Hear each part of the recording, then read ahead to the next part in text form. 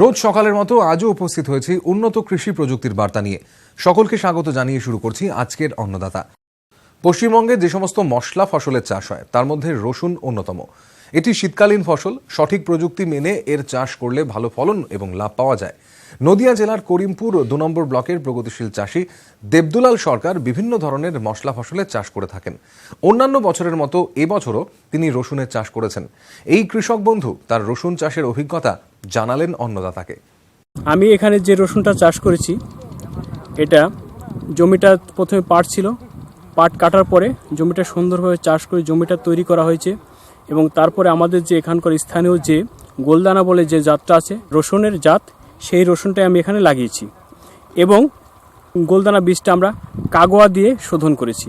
এই জমিতে যে বীজটা লেগেছে তাতে বিঘা প্রতি 1 কুইন্টাল করে আমাদের হিসাবে লাগে। যেহেতু বৈজ্ঞানিক পদ্ধতিতে আমরা অবলম্বন করে চাষ করেছি, এই জমিতে প্রথমে আমরা যে বীজটা লাগাই তার 20 থেকে 21 দিন পরে আমরা চাপান মতো একটা সার দিয়ে থাকি।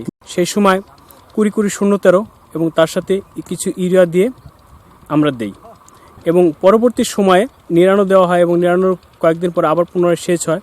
এইভাবে চলতে থাকে এবং 6 থেকে 7টা সেচ লাগে। প্রতিটা সেচেই আমাদের নিড়াতে হয়, জমিকে আগাছা নাশক করতে হয়। দেখা গেল যে প্রথম দিকে যে সেচগুলো দেওয়া হয় তার সাথে এক ধরনের তেল পাওয়া যায় বাজারে, সেগুলো দেওয়া হয় যাতে নাকি আগাছাটা কম বেরোয় এবং একবার ওই তেলটা ব্যবহার করলে 45 দিনের মধ্যে আগাছাটা কম থাকে, কিন্তু জমিতে নিড়াতে হয়। এবং পরবর্তী সময়ে প্রত্যেকটা সেচে কিছু কিছু সার লাগে এবং দেখা যাচ্ছে প্রতি বিঘা প্রতি হয়তো প্রতিটা সেচে 15 কিলো সুফলা এবং তার সাথে 10 কিলো করে ইউরিয়া ব্যবহার করা হয়। এই রসুনে দেখা গেল কি প্রথম দিকে একটু লালচে হয়ে যায় সেচ।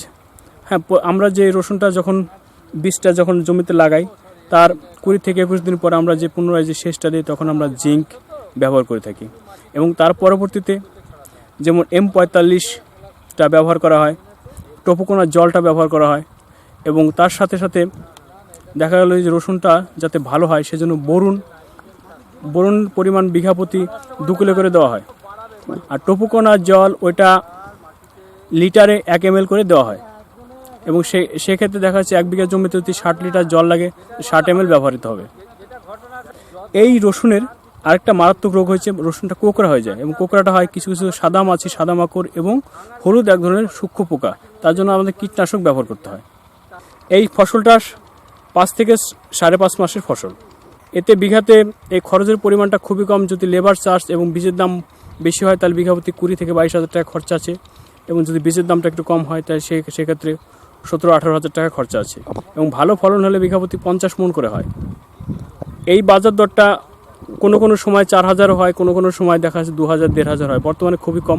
এটা হচ্ছে কুইন্টালে এবং 1 বিঘা জমিতে যদি 20 কুইন্টাল হয় তাহলে 4,000 টাকা করে বিক্রি হলে বেশ ভালোই হয়, কিন্তু যদি 1,000 টাকা করে বিক্রি হয় তা কখনো সেটা লসের দিকে রান করে। কপি গোত্রের সবজি উৎপাদনে বাড়বাড়ন্তের কারণে অনেক সময়ই আমাদের রাজ্যের চাষিরা তাদের উৎপাদিত ফুলকপি কিংবা বাঁধাকপির ন্যায্য দাম পান না। বিশেষ করে শীতের মাঝামাঝি এই সবজি দুটো বাজারে বেশি আমদানির কারণেই বাজার দর কমে যায়। এরকম পরিস্থিতির মধ্যে শস্য বৈচিত্র্যায়ন করেছেন উত্তর 24 পরগনা জেলার দেগঙ্গা ব্লকের মির্জাপুরের কৃষক ইমদাদুল হোসেন। তিনি কপি গোত্রের একটি অপ্রচলিত ফসল রেড ক্যাবেজ বা লাল বাঁধাকপির চাষ করেছেন। এই সবজিটি ধাপে ধাপে চাষ করে তিনি ভালোই লাভ পেয়েছেন।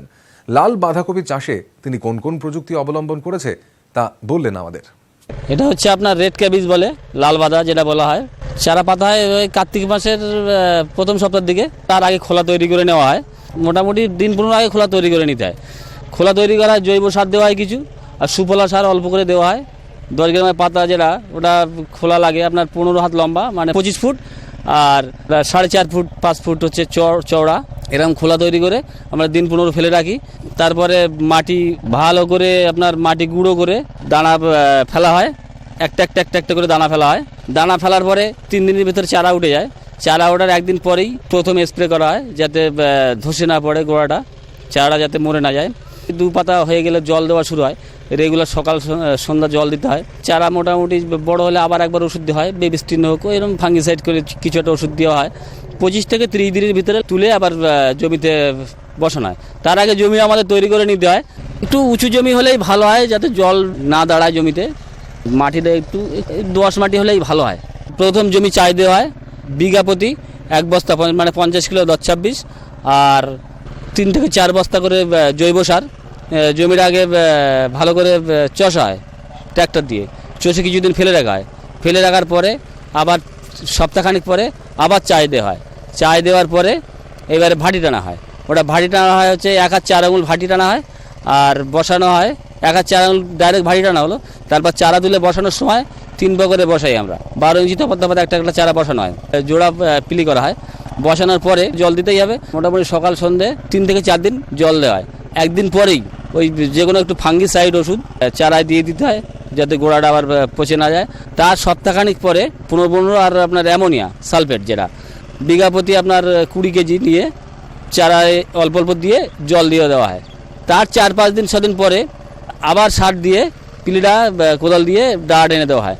ডাঁট এনে দেওয়ার পরে আবার সেচ দেওয়া হয়।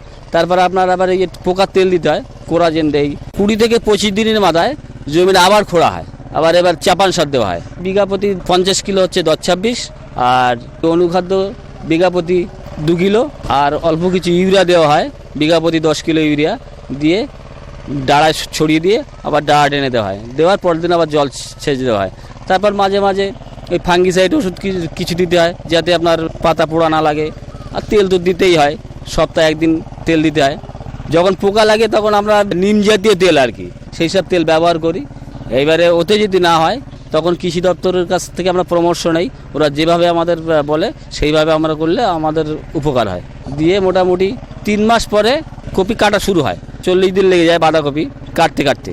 আর আমরা এই জমিটা চাষ করি একসঙ্গে একভাবে 1 বিঘা বসা এনে আমরা এক পাতা করে দানা পাতি, 10 গ্রাম করে দানা পাতি, যা চারা হয় 1500-1600 যা চারা হয় ওইটা বসানো হয়। আবার 10 দিন 12 দিন পরে আবার দানা পাতা হয়, ওইটা আবার বসানো হয়। এইভাবে আমরা চাষ করি।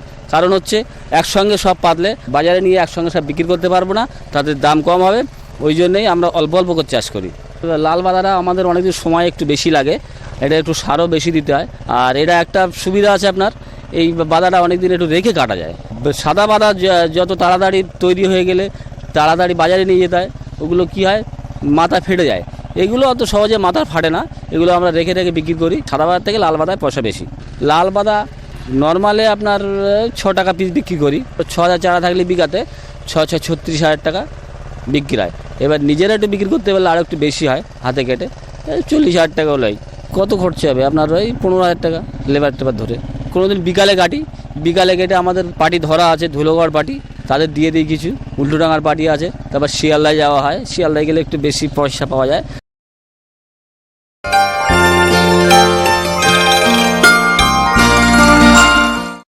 এবার দেখুন জন ডিয়ার অন্নদাতা হেল্পলাইন। চিঠিপত্র, টেলিফোন এবং ইমেলের মাধ্যমে দর্শকরা আমাদের কাছে যে প্রশ্ন করে থাকেন তার উত্তর দিয়েই সাজানো হলো জন ডিয়ার অন্নদাতা হেল্পলাইন। পশ্চিম মেদিনীপুর জেলার ঘাটাল থেকে অন্নদাতা দপ্তরে ফোন করেছেন রাজীব দে।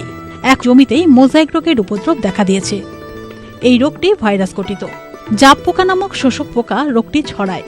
রোগাক্রান্ত পেঁপে গাছের ডগার দিকের পাতাগুলো হলদে হয় এবং হলদে ও সবুজের মোজাইক করা বলে মনে হয়। এই গাছের ডগার পাতাগুলো সোজা হয়ে থাকে। এই রোগে আক্রান্ত গাছের বার বৃদ্ধি হয় না এবং গাছে ফল ধরে না।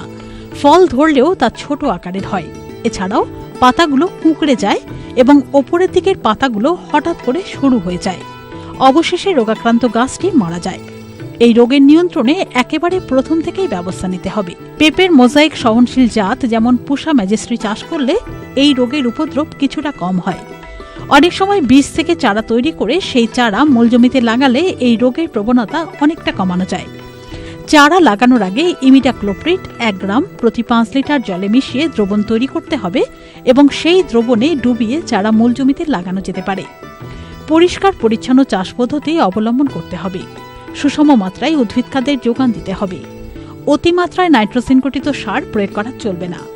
জমি পরিদর্শন করে দেখতে হবে এই রোগের লক্ষণ দেখা যাচ্ছে কিনা। যদি দেখা যায় সেক্ষেত্রে রোগাক্রান্ত গাছ তুলে দূরে মাটিতে পুঁতে দিতে হবে।